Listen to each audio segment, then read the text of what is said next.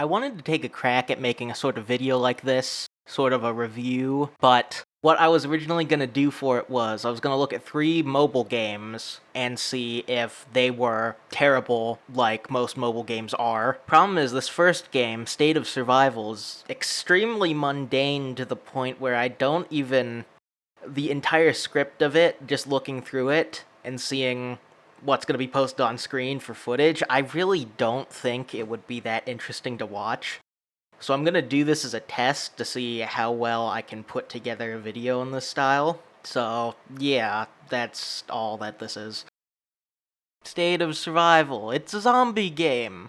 I've had my fair share of playing zombie games. Most recently was Project Zomboid and the RE2 remake.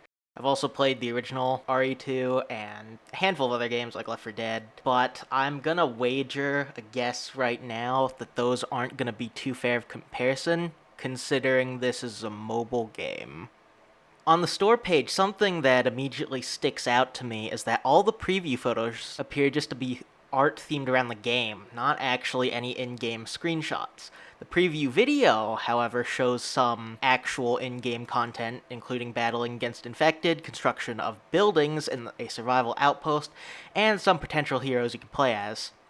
The game's description has some minor English mishaps, but that might be connected to the dev's website being completely in Mandarin. Now, there was an intro cutscene, but I didn't configure OBS properly to record BlueStacks, and it didn't show up after I got in-game, so that's my bad. But from what I saw, the zombie virus broke out during Halloween, probably so that it would confuse people into thinking that the zombies were just costumes. But I feel like anyone that has their brainstem attached would be able to see rotting flesh and also the smell of it. But yeah, let's just see where the game begins.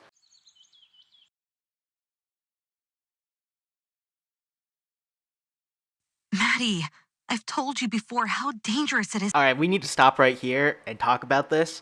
I would have assumed that graphics have improved since the era of the Nintendo 64 and PlayStation. But I guess we're just using like ripped GoldenEye assets or something like this. I swear I could see some of these player models in a Half-Life map. And let's not even begin to get started on the glorious JPEG that they're standing on. I'm just gonna skip over the story and the characters because they're mundane. The story only really exists to progress the tutorial, which I couldn't even muster the willpower to fully get past. The characters are bland as well. You got your army vet with a country accent, your protective but welcoming settlement leader, your jaded bastard who's against all contact with outsiders, and your gritty biker dude who I'm pretty sure only exists because of Francis from Left 4 Dead. Once you get to the part where you can actually, play the game, the camera zooms out and you're able to look around your settlement. Here you can construct things like farms and lumber mills to gather their respective resources. You can also clear out trees and other natural obstructions to get those resources as well. And you can also investigate pre-apocalyptic ruins, which often lead to combat sections, which unlock more facilities. When it comes to the constructs, they will generate resources in the background while you do things in and out of the game. Once they've completed their task, a little bubble will pop up that can be tapped to obtain what they've generated and allows them to continue doing so. On the outside, this all seems fine, but once I thought about it, this generates a bit of a problem. This is one of those sorts of mobile games where most of your playtime is spent not actually playing the game and instead just shitposting on Twitter. This means that you're only really collecting these resources every couple of hours when you actually come back to check on the game. Now, as a RuneScape veteran, I can tell you that there's an absurd amount of resources that you're losing out on. And while I didn't actually dive into the code to see if, they were still generating resources, that bubble was just an interactive thing, I went to see if there was a wiki for this game, and believe it or not, by some miracle of God, there is actually a wiki with a pathetic 26 pages. The only thing of note that I found was just this great comment. Now, let's go to the part where we actually do something more exciting than, farming.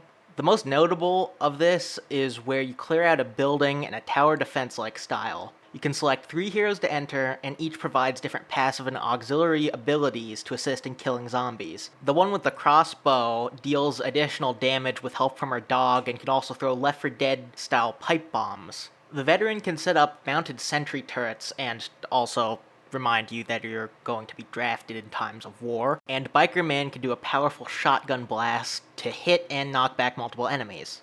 All of these abilities, other than the dog, have their own cooldown timers after you use them, and also requires energy from a meter that slowly regenerates over the course of the battle. As a result, you actually have to use more than 3 neurons to get past these sections in the game. Now, believe it or not, this actually isn't terrible. Don't get too excited. None of my experience resembles anything close to fun, but this is the most game-like that the game has ever been. There are also these sections where you rescue survivors, either by clearing out a group of zombies surrounding them with a group of infantry, or absorbing their physical being into this armored vehicle. Eventually a larger map opens up where you can see other people's sediments, and I can't be bothered to play this game anymore. It is absolute shit, which you have probably been able to see. You have eyeballs. You can probably discern everything that's wrong with the game. The fact that this game is absolutely terrible is what provides most of the humor initially, but once that's worn off, there is no redeeming factors about the game whatsoever. The entire time I was thinking, man, I can't wait to stop this recording session so I can go play Super Metroid. So yeah, if you liked this video, this sort of style of content was mainly inspired by 2 people, SomeOrdinaryGamers, also known as Mutahar, and Optimus. And I will link their channels in the description, and if either of those 2 people have, like, a complaint about this video existing, then I'll remove it, because it's not that big of a deal. So, thank you.